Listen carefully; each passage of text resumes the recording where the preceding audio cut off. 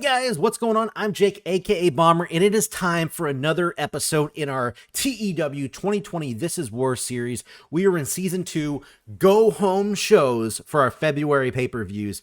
And I'm going to tell you right now, there's a lot of events that happen on this episode. I'm really excited for you guys to get into it. I'm excited to show you guys right here, right now. But I will have to say, I need you guys to do us a little bit of a favor. Go to jobberradio.com. The link will be down below. We want you guys to vote just like you did last month when we had a pretty good turnout. So I hope everybody wants to show up. If you didn't vote last time on who you thought were going to win our matches on our pay-per-views, we're going to break it down on the pay-per-view episode, letting you guys know who you voted for, who you predicted to win our matches. So go check that out. Easy, quick, just click a button. It's super simple, super quick.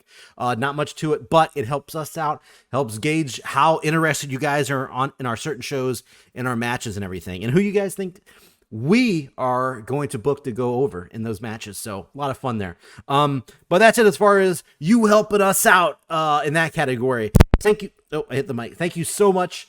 I am excited to get into this episode, so I'm going to stop rambling, and we're going to get into it right here, right now. Let's go. It is time to kick off the go-home show for CZW Evolution. We got FTR and Cody Rhodes starting the show off with Cody ripping his shirt off. He's fired up. He's jazzed up. He's showing the welts and scars on his back from last week's attack. Cody then announces that at To Live Is To Die, his match with MJF will now be a strap match. That's right. If you people out there don't know what a strap match is, we're talking old school rules. You got to touch all four corners of the ring post. Dax Harwood then grabs the mic saying that the Regime wanted another shot at their tag team titles. Well, guess what? They got it. FTR versus the Regime this weekend as well. Two big matches announced for To Live Is To Die have just been confirmed, and we are just getting started. So there we go. Segment rating of 99. Two storylines have gained heat. And everything's in the green. MJF doing what he does, making everything great. So in our first match of the night, we have a tag team hardcore match. It's funny, the game lets me do a hardcore match, but not a tornado tag match.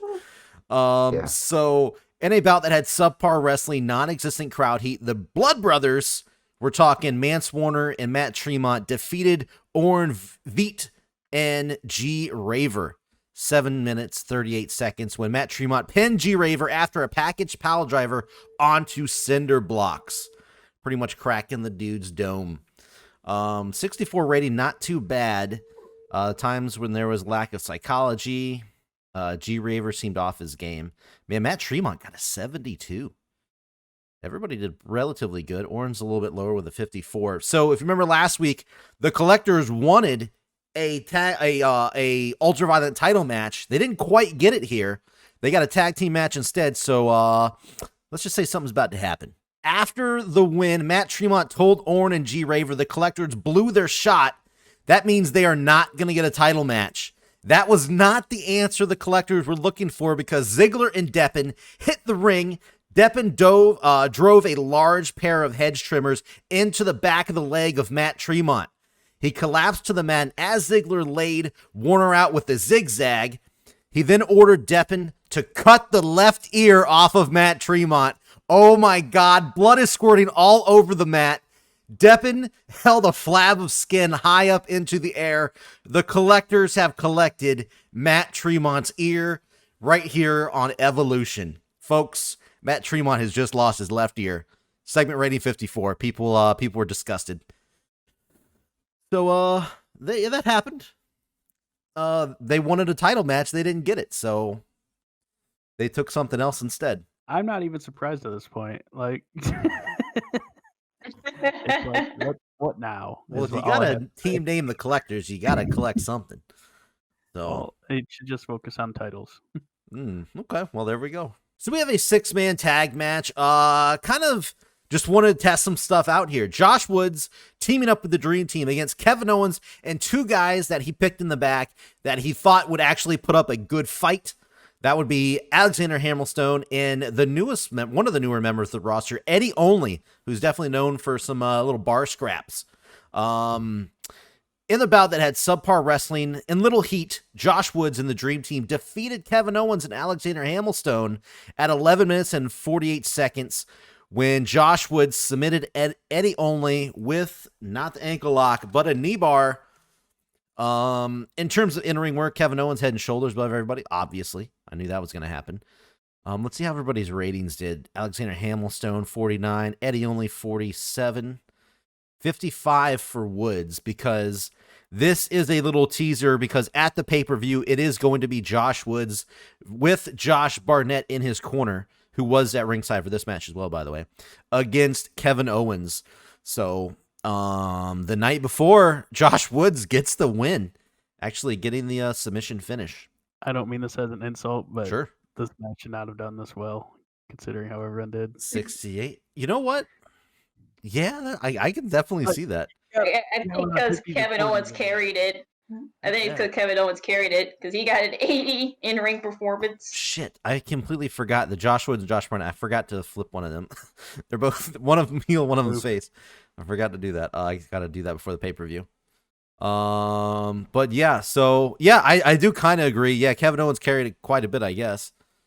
But yeah, either way, I am kind of happy with that outcome. So. All right, next up, we got Roosh from LAX taking on Jeff Cobb in a bout that had a decent reaction from the crowd, but subpar wrestling. Roosh did defeat Jeff Cobb 11 minutes, 35 seconds with the Lalanza. Segment rating 68. I can't believe these guys didn't hit the 70s. Obviously, there was a lack of psychology. From these two? Yeah, I know. They both did under 68, which is interesting. I know I tried to put on just I thought this was going to be like a barn burner of a match, so that's pretty much the only highlight here. I wanted to get Roosh a big win here on TV. I'm going to try to start building him up some, but yeah, didn't go over as well as I thought it would. So either way, Roosh gets the win. Roosh gets the win over Cobb. Pete Dunne finds Seth Rollins in the locker room, tells him that he has one chance to hand him his title back. Because if you remember last week, Seth Rollins distracted Pete Dunne in his match, left with his title. Seth Rollins holds out his hands and says that he wished he could, but management took the title from him so they could hold on to it. Dunne slams his fist into the lockers, telling him how BS this whole situation is. Rollins agrees and says that management told him that the only way that they could determine a fair champion would be if they face each other in an actual Iron Man match at To Live Is To Die. So this is going to be the first ever actual Iron Man match for the Iron Man Championship. Segment rating of 75. We're going to see who gets the win. Pete Dunne technically is still champion, but apparently, according to Rollins, CZW management has the title held up. So in real life, this match would rule in real life. I'm hoping that does, man. Oh my God, I'm hoping they do good. Hope we're not going to get a Roosh Jeff Cobb situation. I think their last match was really good. What was that? Yeah, it was. Justice for Pete Dunne.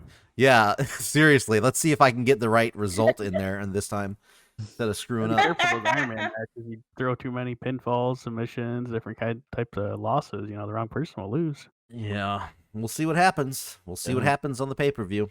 So next up, we have the North, the former CZW Tag Team Champions, taking on the brand new acquisition this month, the Tate Twins. Brandon and Brent, is that how you say it? Brent Tate.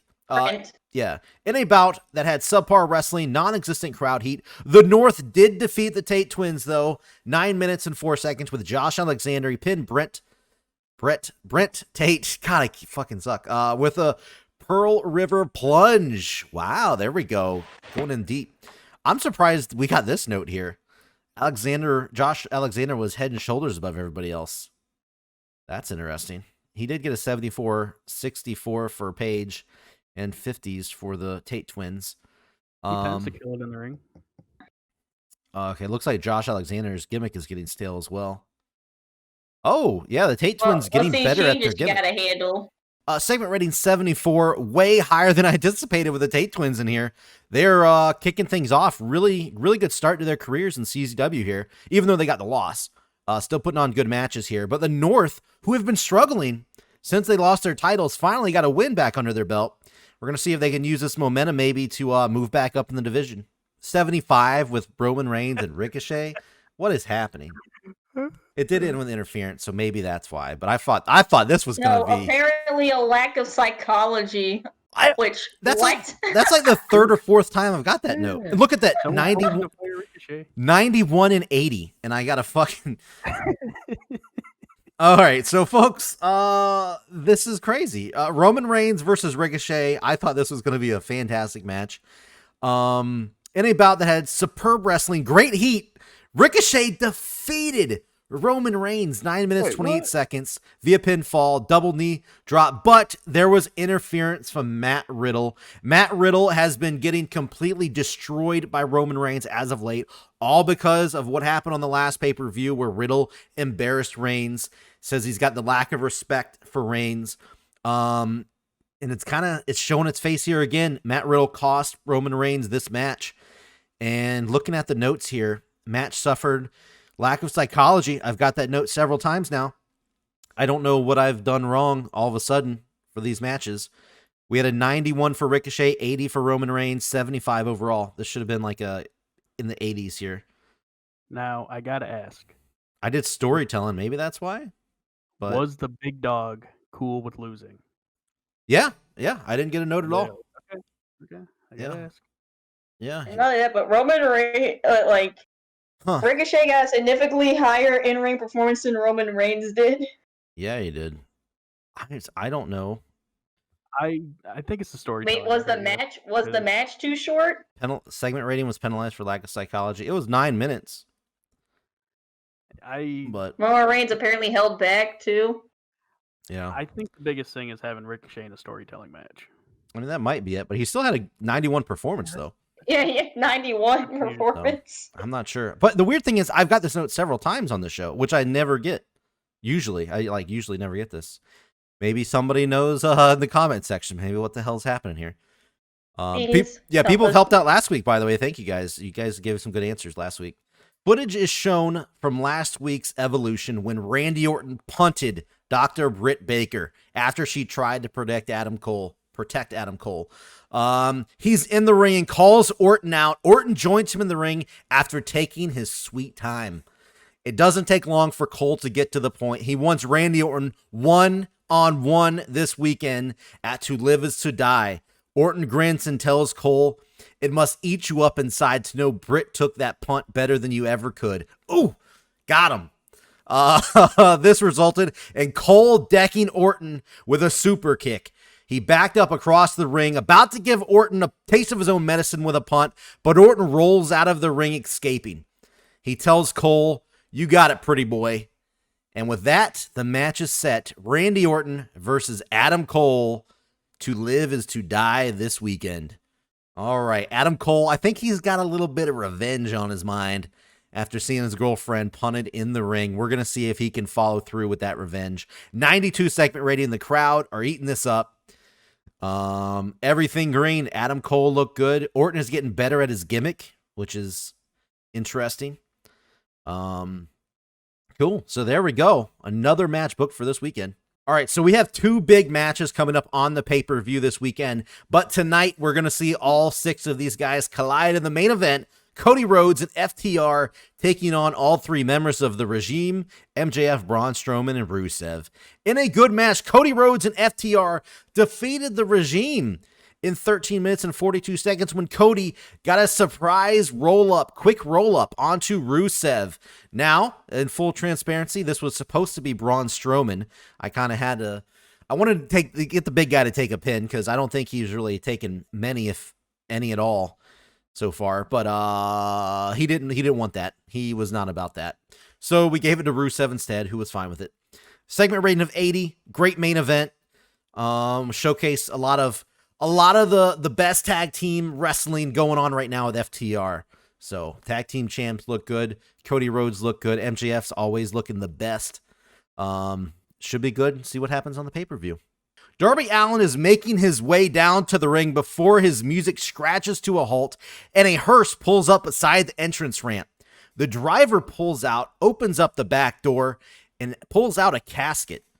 Darby walks over to the casket. It swings open, and The Undertaker grabs Darby Allin, pulling him into the casket with him. It locks shut, and the driver calmly pushes the casket back in and drives off. What in the hell? Are we still going to get a main event this weekend? The show ends as the hearse pulls out of the arena. So, so our main event at To Live Is To Die is in question, possibly. It's supposed to be Darby Allin versus The Undertaker for the CZW World title. Segment rating 100. I guess the crowd, very confused, very into what's happening here. Undertaker was a real star in the segment. So, that is it. Yeah, that is it. That is the go home show for Evolution. Okay. There you go. Okay. We're down a little bit from the past couple weeks, but I'm not going to complain with the 83. Not at all. We still have the lower music compared to everybody else. On a level. I know, for real.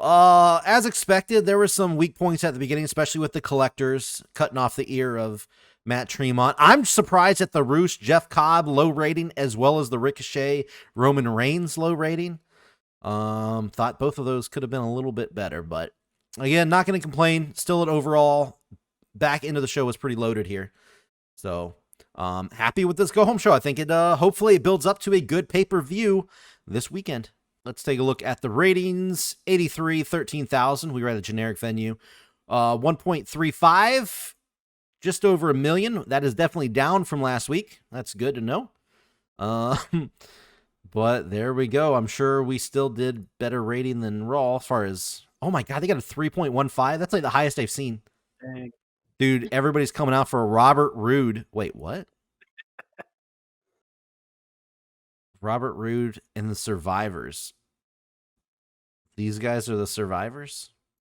Who's Dos Caros Jr.? I don't know. Maybe this guy and Kenny Is that King? Alberto Del Rio? Oh, yeah, isn't that? Yeah, that's Alberto, right? Yeah, yeah. Oh, yeah. Wow, Yeah, what a main event there. Yeah, they can keep him. Okay, well, there you go. Best technical wrestler in the world. Wow. Oh, hold Over, up. brother. Wowzers. We have some people who'd like to Wow. challenge that. Yeah, Catchpoint 2.0 are pissed. Oh, yeah.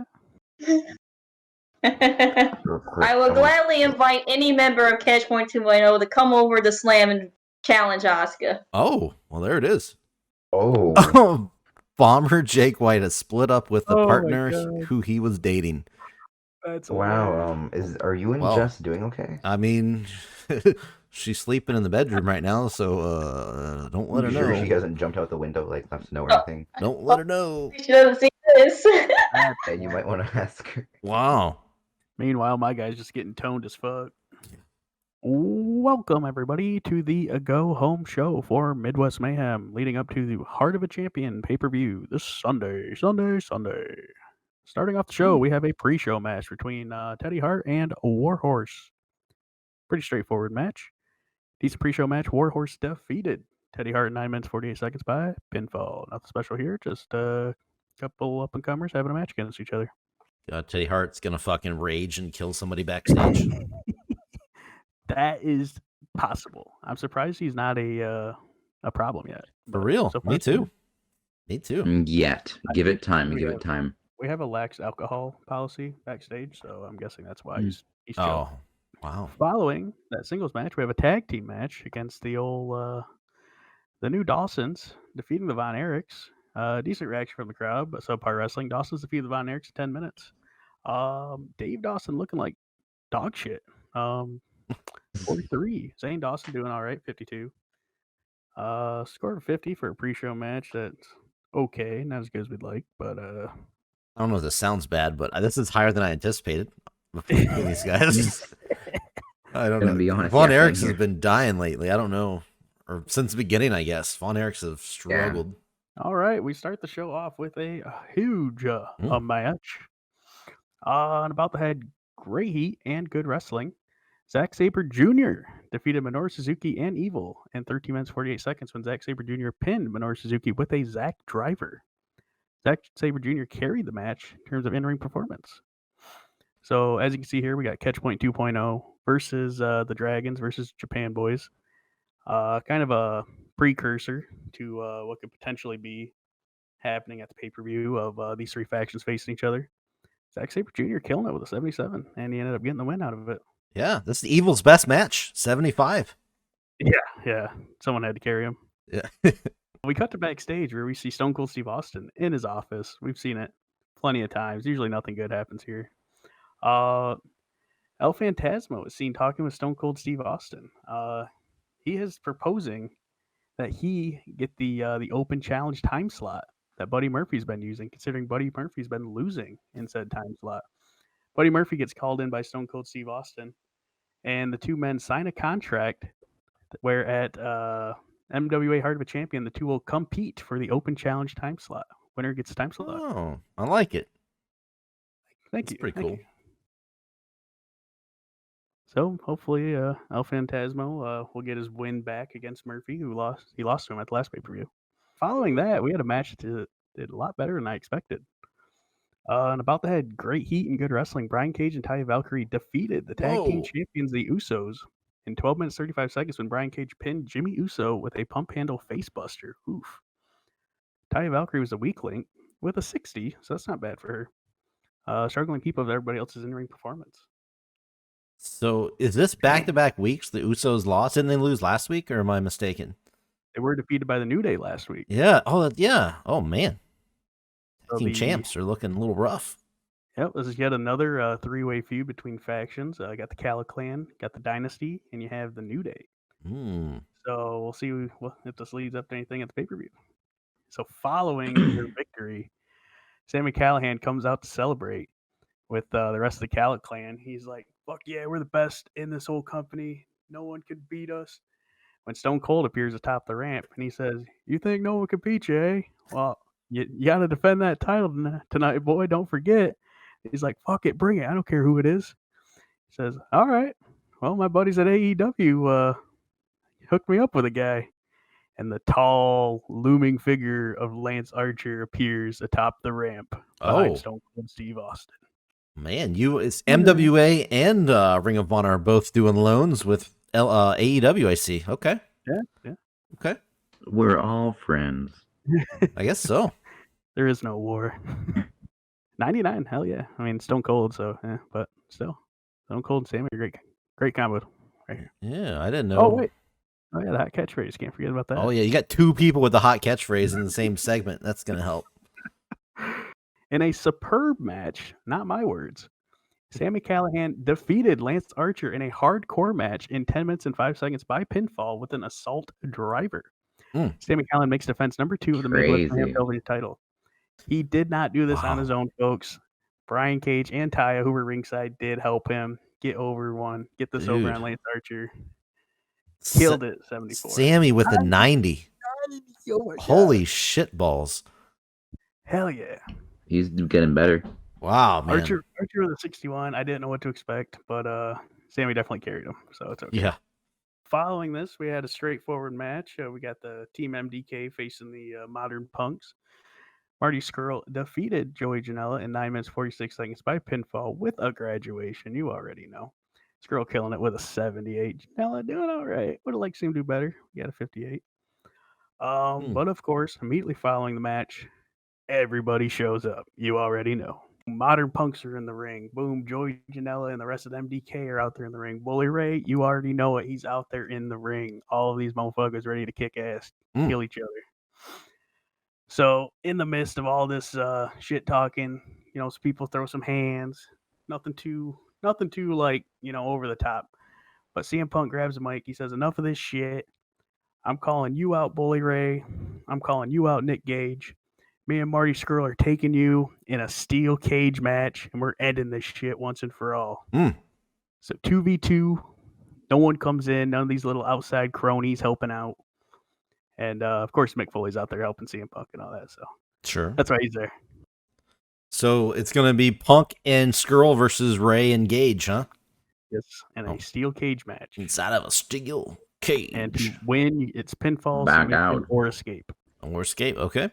Following this, we had a superb match between two of the three trios title champions, the Lucha Brothers, facing the Briscoes in a hardcore match.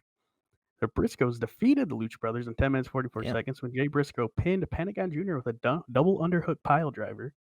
Pentagon Jr. carried the match in terms of in-ring performance. Ray Phoenix was the weak link, oddly, but it was hardcore.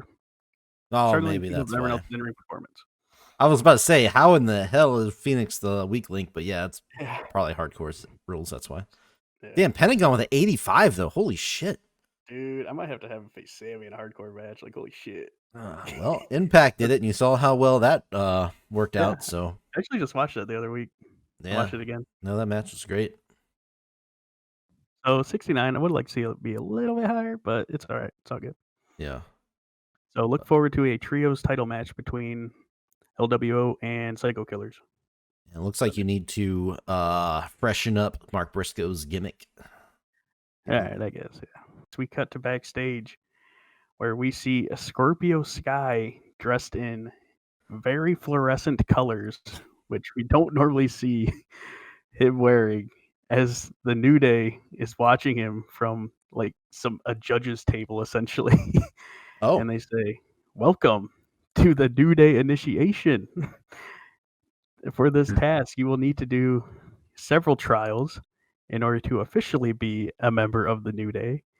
And we wish you nothing but the best in your attempts to join the coveted New Day." So this is just a teaser for what will become a series of trials for Scorpio Sky in the coming weeks oh. to become an official member. Well, I bet one of them is a perfect pancake slinger. We shall see. In an exceptional match, Daniel Bryan defeated the MWA Heavyweight Champion in 19 minutes, 52 seconds by pinfall by using underhanded tactics. Brian, you son of a bitch. What are these underhanded tactics? Kept it simple, folks. Using the ropes for leverage. Boom. Classic. Keeping it old school. Nothing too out of the ordinary here. He just got the win. He's got his number one contendership now. And we will see a triple threat match at Heart of a Champion. We got Will Ospreay, the champion defending, Daniel Bryan, and a member of the Japan Boys. This has not been announced. Oh. The Japan Boys will have the option of who they use in this match. Oh, well, I think we know who's going to get that bump. Yeah. We'll see. All though. right. That is the show. Finished with a longer match, 20 minutes. Daniel Bryan with the heel win. Pretty freaking good. Okay. Dang. Very nice. Okay, that's good. Yeah. That's good. I need to be bumming. No, not at all. Yeah, it's a pretty good show. Yeah, there you go. Honestly. Yeah. I think Joey Janela could have stepped it up a little bit. Yeah, overall, Lower than I man. thought it'd be. That was a little lower than I thought it'd be. But Yeah, no, I'm happy.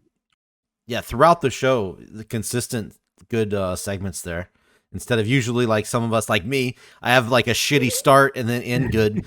You were pretty consistent all the way through, so that's good stuff. Thank you. Mine like goes really high in the beginning, then low throughout, and then just gets higher at the end. Yep. I will say this is probably Good like job, the first Warden. Good time- job.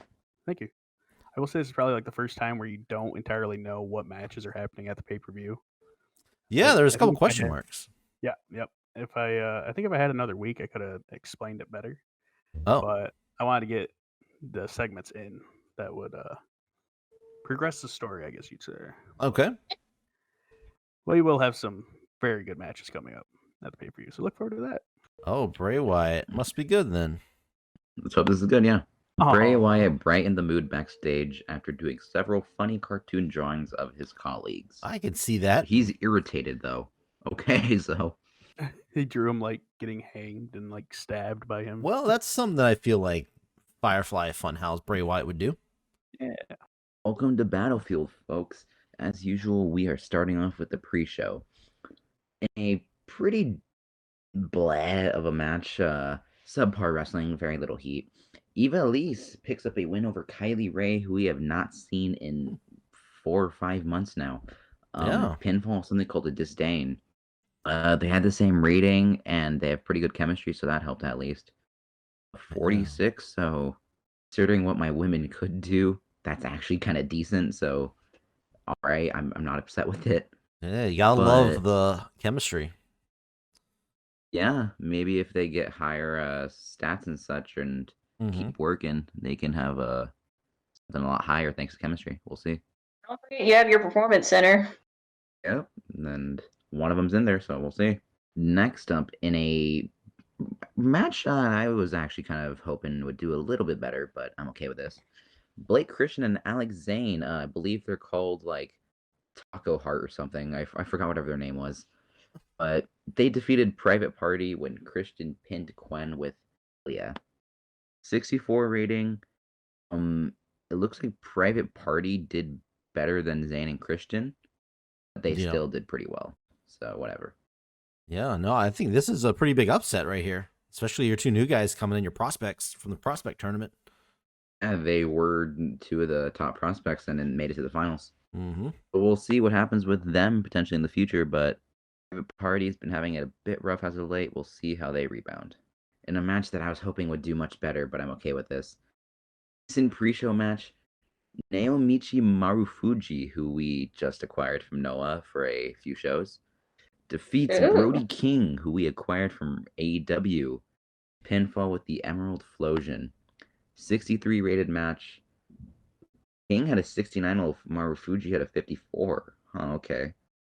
Emerald Flosion. His game. That sounds like a level on Sonic the Hedgehog. No, it's supposed to be pretty dangerous. His name Misawa invented it. Oh, okay. Cool move. But yeah, so Maru picking up the win here over King. Kick off our main show. We are having another Tanahashi and Naito confrontation. They're basically just hyping up their world title match now that Tanahashi's confirmed for that spot. Since he did just beat, what's his name, Jonathan Gresham. Of course, Moose is always poking his head into things, so he comes out. He talks about how Naito and Tanahashi need to cut the crap and just go home. Nobody wants to see these guys have a 20-minute snooze fest at Kingdom Come. So, to try and save the fans, he has a friend that's going to come out and help him. This leads to the hired gun of Equilibrium, Tom Lawler, coming out and attacking Tanahashi. 80 rating. I'm okay with this. Okay. Yeah. Well, it's a decent start. That show got off to a strong start, so can't be mad at that. In a match that was booked just because we needed more time. Extremely short. Cross murders Fred Yehai in 5 minutes. Yeah, 5 minutes or so. Stoppage when Yehai could not continue. Damn. 48 rating. I could not care less about this match. Oh, well, shit. Cross got over. Cool. Sounds like the crowd didn't care either. Yeah. Yeah, they shouldn't have. You got some recap changes here. Yeah, it's because Yehai debuted. Oh. I didn't know that count, like, that worked for local talent that you booked. Okay. That's interesting. Yeah, apparently it does. Yeah. Scarlett Bordeaux, though, still doing some good work at ringside. That's always a plus. Yeah, it's always good that managers do well. So Edge suffers as usual in a bout that had good heat but subpar wrestling. Edge defeats Toxic Society's Kip Sabian by pinfall with a spear. Edge man, come on! I'm trying to give you a push. You gotta give me that energy back, man. He did better than the Fred guy.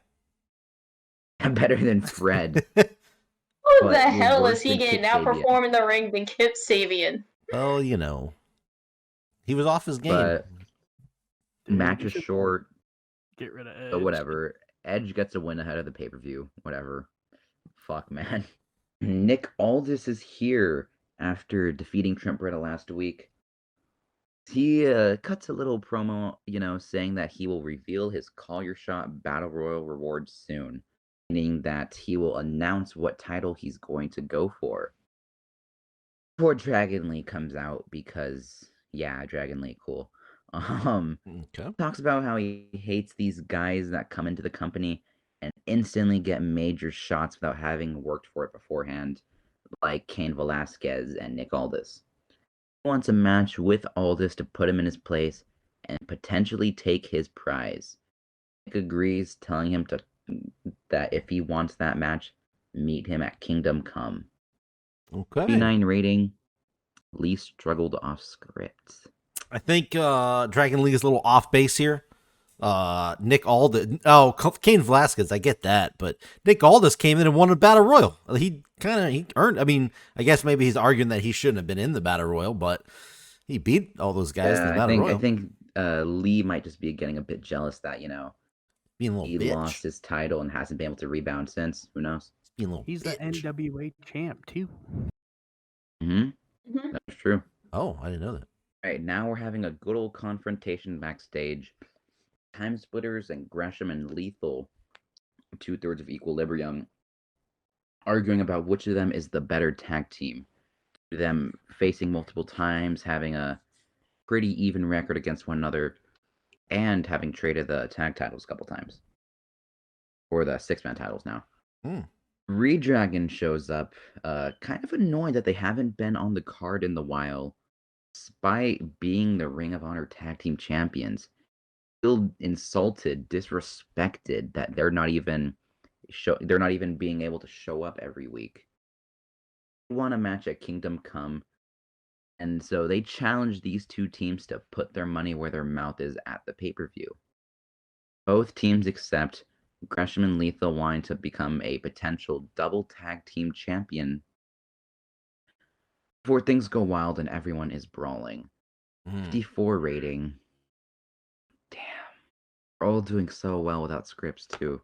Yeah, Bobby did a masterful job without improvising without a script. And Kyle and Shelly did well as well, but somebody fucking shit the bed. I'm guessing it was probably Gresham. Gresham's not good on the mic. No, it's saying just positive about Gresham. I don't know. Maybe just never mind. Gresham's not a good heel. Okay. And about that, a good heat, decent wrestling. Technical masterclass. Jay Lethal defeats Kushida and Bobby Fish in 20 minutes. Holy shit. Lethal pins Fish with a flying elbow drop. Shout out to the TNA Macho Man Randy Savage gimmick of Lethal. Bobby Fish was the weak link, struggling to keep up with everyone else. Oh, what a tag champ, huh? What a piece of shit. Yeah, what a piece of shit trying to be the weakest link. All right, well, there we go. Second rating of a nice 66, 52, 68. Lethal picks up the win over these other two technical bad boys. In a bout that had decent reaction from the crowd, but subpar wrestling, a match that was hyped up last week. Alexa Bliss defeats Hana Kimura in 17 minutes by pinfall with the Twisted Bliss. First match back, and she gets a win. 51 rating. Bliss with the 54, Kimura with the 39. Okay. Kimura seemed to offer game, but announcing helped as usual. So Alexa Bliss is victorious in her re-debut in Ring of Honor. Well, at least she got the win. We'll say that. Yep. At least she won. She proved she still has it. Like Edge, who does not. After the match, Bliss is in the ring recovering. For Toni Storm comes down, staring at Bliss as she holds the Women of Honor title high from the entry ramp. Looks like Storm versus Bliss will be happening after all, finally. 62 rating. Toni did well. Angle got the crowd hotter. Okay. All right, we are in the Firefly Funhouse, another 100, woo! Where Bray Wyatt is talking about Jon Moxley and their upcoming match at Kingdom Come. And Wyatt actually has a special guest for us today, and he isn't sure where he is, so he leaves to go find him. For a couple seconds later, or a minute or so, we'll see. Not that long after, how about that? The door to the Funhouse is kicked down. Jon Moxley has found the Firefly Funhouse. He walks around saying the place looks like shit before he starts to destroy the room. Flipping the table, throwing random items, including the little parody dolls or whatever they are, putting holes into the walls with a bat and some chairs and other things to do. He then pulls out a can of gas, pouring it around the room.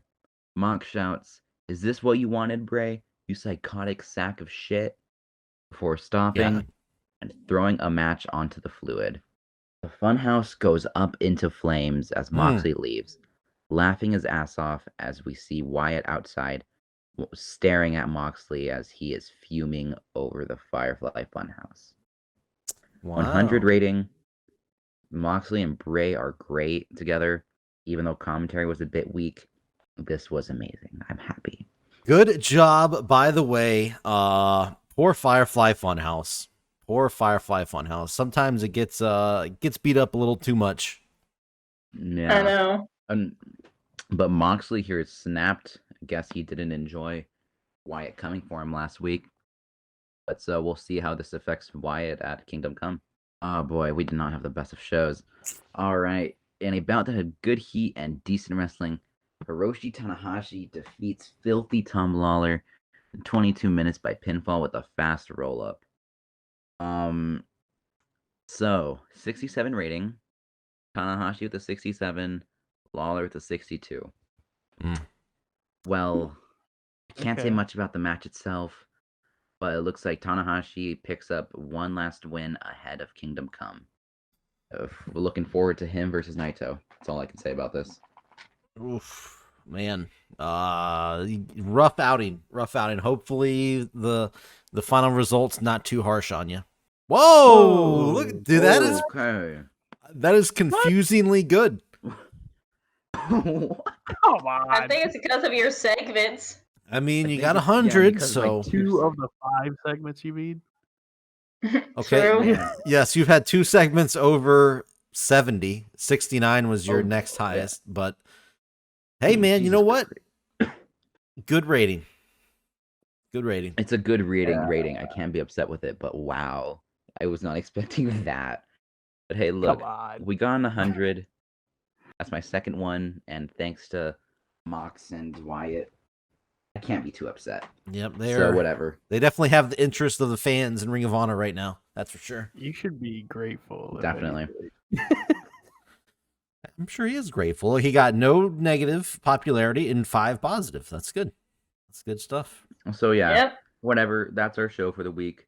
Wow, this was really weird, but I'm okay with it. Let's see how you guys did. 81 for Mayhem, 9,300, 2.52. I think Warden did better this week. Oh yeah, that's almost 1.9. Very close to 2 million here for viewers for MWA. Did I do that? You did. Yes, you did. And we got a sellout for Ring of Honor. That's good. 74 and a 2.1, 1.5 million. So, not terrible. I say the lucky dog award this week goes to Ring of Honor here. But yeah, we are extremely lucky to have pulled that rating with this show. Yeah, hey, sellout, so that's always a positive there. Yeah, at least we're making cash. What's going on here? Bruce Pritchard, what's going on here? Renee and Michelle leaving for maternity. I guess she and Drake Maverick finally consummated their marriage. We got opinions. Okay. Oh no. Conan thinks Marshall Von Erich is dog shit. Oh. Not terribly wrong. Daniel Bryan thinks Bram is dog shit. He's not fairly wrong. Shelton Benjamin might be up for grabs here. Oh, don't sign. New champion in WWE. Oh, Iconics, okay. Oh, the Iconics. Yeah. Too delicious. The very next day, WWE extended Bruce Pritchard's. Oh, Nia Jax is staying. Damn. Okay. Garrett Bischoff And Rachel Ellering started dating. All right. And we're going to open the show with the Intercontinental Champion Walter taking on Bandito. No. And about that had great heat and good wrestling. Walter defeated Bandito in 13 minutes and 50 seconds by pinfall with a golden bomb after Chris Jericho came in and distracted Bandito. Bandito did a suicide dive onto Jericho as he was walking to the ring, and then he went back in, got shot like 10 times by Walter, and then got hit with a golden bomb. Man. For 2 guys not clicking, this is a hell of a good segment. Yeah, imagine if they fucking clicked. Holy shit. Wow. Yeah, that would have been crazy. And look at their numbers, too. Bandito got a 55. Yeah, that's Walter just carrying big time. Mm-hmm. Yeah. And then following that, we get a short but sweet backstage promo with the War Raiders, where they basically promise that they will defeat Mustache Mountain on Sunday at Odyssey. Oh, Okay. that should be a good All right, match, we'll I think. see. Yeah. Too bad I don't think we'll ever get to see that, but it's. Yeah. And following that, we go to another place backstage where Elias is playing his guitar. He's got his genie bottle right next to him. And he's still thinking of what his first wish should be. That's right. Oh, God. When Kurt Hawkins shows up, and basically he asked Elias if he could help him write a song for Tennille Dashwood, who, God. has been cheering up Kurt Hawkins ever since he's been sad that his best friend, Zack Ryder, left Slam. And Elias at first doesn't seem interested until Kurt Hawkins offers to pay him. And then Elias stops and goes, you know what? Fine, I'll do it. I expect an 81 rating from this, but Elias was good in segments, so. So Elias is going to write a song for him. That's nice of him. Even though, he's still getting paid, but still, Yeah. Mm-hmm. And then following that, we get our next match. And about that had great heat and good wrestling. Austin Theory defeated Kota Ibushi in 11 minutes and 25 seconds by pinfall with a moonsault after Paige interferes. Wow. Yep. Austin Theory and Kota Ibushi. I feel like you just booked a dream match that a lot of people didn't even think about. Yeah.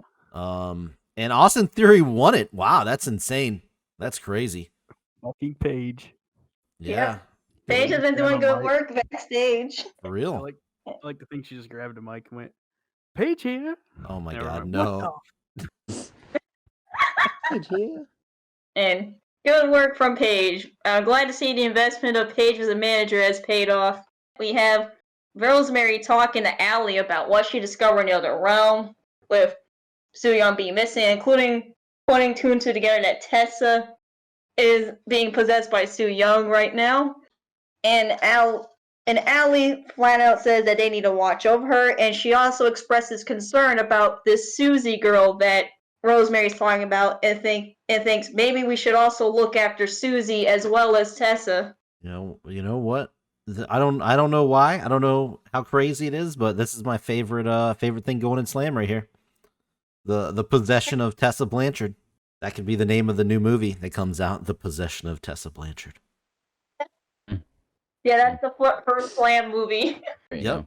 Exclusive to the Slam Network. $4.99 a month. There you go. There you go. 82 rating. These segments with the storyline continue to do well. And a match I thought would do a bit better. And about that had great heat and good wrestling. The possessed Tessa Blanchard defeated Io Shirai in 13 minutes and 18 seconds by pinfall with the Purge. Yeah, I also thought these guys would come in here and do a little bit better. Not terrible. It wasn't like a bad match or anything, but yeah, it's better than any match. Tessa gets a raid. Yeah, Tessa gets the win and gets momentum for a title match against Asuka at Odyssey. Jamie Havoc cuts a promo where he admits that the reason that he interrupted Becky Lynch 2 weeks ago was because he actually loves her. And that he wishes that she would have rekindled his love, but it seems like she hates him. Probably the better move there. So Jimmy Havoc first stalks Allie, and now he's turned. He got shut down there. Now he's turned towards Becky. Yeah. He is just extremely horny, huh? Yeah. Well, who would have thought, right? But yeah, his Proclamation of Love got a 93 segment rating. Yeah. Wow. There you go. Wow. Following that craziness, in a superb match, Shayna Baszler defeated Bayley in 15 minutes and 49 seconds by submission with a Karafuda clutch after Charlotte got involved and cost Bayley the match. Earlier in the match, Sonya tried to get involved, but Riho ran in and chased her off with a metal bat in her hand, and she was swinging it, and, Sonya got out of there. leaving a one-on-one match only for, Bailey to inevitably lose because Charlotte got involved instead. Damn. A lot of shenanigans going on here. Yep. Apparently. Dude, Shayna... Whoa. Look at the ratings. Shayna got an 80. Bailey got a 65. What? Yeah. Confused by this as well. Wow. And to think crazy Jim Havoc could be topped. Basically, we have another this isn't really backstage, and it's in a secluded area where we see Pac lashing Chad Gable as a punishment for losing the Kurt Angle last week. Everybody, performance was good for Pac. Those are some good lashes there. Yeah, the announcing gave the segment a boost and 99 segment rating. Hard to get better than that. And in the main event for this evening, in a superb match, AJ Styles and the Young Bucks defeated Sasha Banks and Aleister Black and Cesaro in 17 minutes and 1 second when AJ Styles pinned Cesaro with a Styles Clash. Now keep in mind, Aleister Black and Cesaro are facing the Young Bucks for the Dynamic Duos titles at Odyssey, and AJ is facing Sasha. What a freaking good show here. But yeah, 81 rating. Yeah. Oh, Matt Jackson has a new hot move, it looks like. That's good. Yeah. That is true. Oh, 82. I was right. Wow. Yeah. Damn you, beat Yeah. Wow. What a man. This is one of the better as far as consistent match ratings on the side over there. Some really good stuff here. Oh, we got a 66, 68. Yeah, there's really down parts. I'm surprised. And the down part was Tessa and Io Shirai, which I feel like that was low rated. Yeah, surprisingly. Yep, I just focused on, all right, what's the best way to build to the card, build to the pay-per-view? And I think I did a good job of answering at least some of these storylines. Yep. Yeah. Second highest thing was Jimmy Havoc expressing his love to Becky Lynch. All right, let's take a look at the ratings here for Saturday Night Slam. 82, 13,000, and 1.98. 1.4 million fans tuned in to watch Saturday Night Slam. So not too shabby there. All right, guys. It is time. Pay-per-view time. Next episode. Do you guys feel like you guys built a good month leading to your pay-per-view? I guess we'll start with you, Luke. How do you feel your build-up for the pay-per-view has been coming up on the next episode? Christ. Very underwhelming. Oh. I think that I could have done a lot better with the build to certain matches. The pay-per-view is probably going to be really forgettable. Oh, but my God. Hopefully it won't be. Talk me into the door, why don't you? Holy shit. Okay, I feel you. Yeah, we'll have to see what happens, I guess. Okay. What about you, Warden? You feeling better than that? I hope better than that. Well, yeah, I mean, I'd probably need to be on, like, Suicide Watch if I was any less than that. Like I said earlier, I think our show build to the actual pay-per-view has been a little chaotic, really unpredictable. Not sure what's happening, but we've had some great matches along the way. Had our best episode of Mayhem ever. So we've been doing good things. I just hope it all culminates into a good pay-per-view. There's really no match. Like, there's only really one match I think could be bad on our pay-per-view, and thankfully it's not our main event. So let's see what happens. All right. What about you, Tigress? How you feel Slam's done, building up? Now that I sit down and think about it, there has been more long-term storytelling going this pay-per-view than most of my other shows. It was better than I thought it was going to be. I hope at the end of the day that all the matches are good, because I sense only like one real weak match will happen. Okay. Nice. Well, hopefully everybody shows you good. As far as CZW, I think everything's built up rather well. I'm expecting a pretty high rating for this pay-per-view. I'm hoping Undertaker doesn't shit the bed in this main event, because I got some crazy stuff planned. So we'll see how it goes. I'm crossing my fingers on that one, but I guess we'll have to wait and see. All right, let's take a look at the Week 36 ratings breakdown, the go-home show before our February pay-per-view. CZW Evolution pulled in a 1.35 television rating, down from a 1.38 and 1.37 the previous 2 weeks. Almost dipping down below the 1 million viewer mark, only 1,019,551 viewers. Live attendance was 13,000, which was a generic venue, so yeah, that's why you got that even number there. And a television show rating of 83, which actually, believe it or not, is down from the previous 2 weeks at 89 and 87, which have been outstanding shows, so it's not hard to, get lower than those. But either way, 83 ended up being the highest show rating of all 4 shows, so you can't look down on that, but those ratings just still not good for CZW Evolution. Putting on the good shows, just unfortunately not a lot of people are watching. Ring of Honor here has also dipped down in the ratings, 2.10 for Battlefield this week, 1.578 million viewers, which last week was a 2.32 and 1.7 million, so about 200,000 people less watched this week than last week. The ratings dipped quite a bit there to a 2.110. Live attendance, a third sellout in a row for Ring of Honor, which is great. They're at their home arena in the tri-state area, so they're still filling out the seats, which is good. Can't get mad at that. Show rating, still pretty respectable. We saw some questionable possible ratings out of this week, but 74, still a good number. It's down a little from the past 2 weeks. Past 2 weeks, Ring of Honor Battlefield got a 77, so this week 74. So still not terrible, but down just a hair.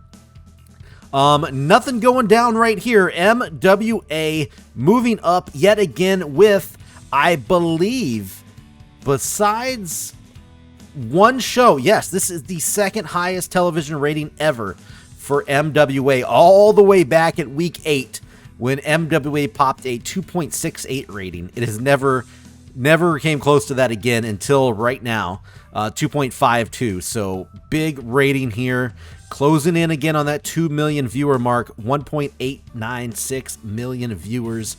Live attendance also went up from last week as well. 9,376. It was 9,198 last week. So 3 things going up, but the show rating dipped down just a little bit. A big 85 rating last week, which was which was MWA's biggest rating ever. Didn't quite top that this week. They got an 81. Still great, still fantastic number, but down just a hair from their best show rating ever, which was last week. So MWA still in fantastic shape heading into the February pay-per-view. So now we're going to go over to Slam, the consistent Slam here. Television rating of 1.98, which is up from last week's 1.95. And the number as far as the viewers is 1.489 million, which is up 20,000 from last week. Shows you how tight-knit the viewer base is for Slam. Looking at the live attendance, the biggest of all 4 shows here, 13,267. Good number there. Great turnout. Down like 100 people from last week, but again, fantastic number. Can't be mad at that. And show rating is actually up 82 from last week's 80. So a more quality show for the go home here for Slam.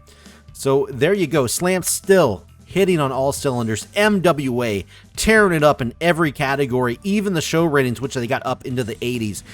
Ring of Honor, they're struggling a little bit. Luke has been pretty transparent. This hasn't been the best month in Ring of Honor history, but he's working on it. We'll see if they can improve. In CZW, still doing good numbers show rating wise, but not television ratings. So there you go. That is your week 36 ratings breakdown. So yeah, we had some body parts lost on this episode. A little bit of an ear missing for Matt Tremont, but he's not going to need that. Anyway, I hope you guys enjoyed the episode. Our pay-per-views, I promise, are going to be good. Well, I can promise CZW's pay-per-view is going to be good. I don't know about those other cats out there, but no, they're going to be good. I know. Even Luke, who it's almost sad to hear, he was so down on his show. I'm sure it's going to turn out just fine. I'm sure Ring of Honor will pull out a good pay-per-view this month. I have no doubt about that. But Let us know who you guys think are going to win these matches, who you think are going to win these matches on jobberradio.com. Link is down below. Just click it. It takes 2 seconds just to go in, boop, boop, boop, boop, who you think is going to win each match. We're going to read the results on the pay-per-view episode, and we're going to see if you guys are right as a majority. You guys did pretty good last month, our January shows, so we'll see how you guys do this time around. See if you get a little bit better percentage. Maybe you can get into our minds and pick who will win these matches. So that is it, guys. Follow our social medias on the side. Please follow Jobber Radio. Subscribe here on YouTube if you haven't already. I know you have. And we'll see you on the next episode. Pay-per-view time, February 2021.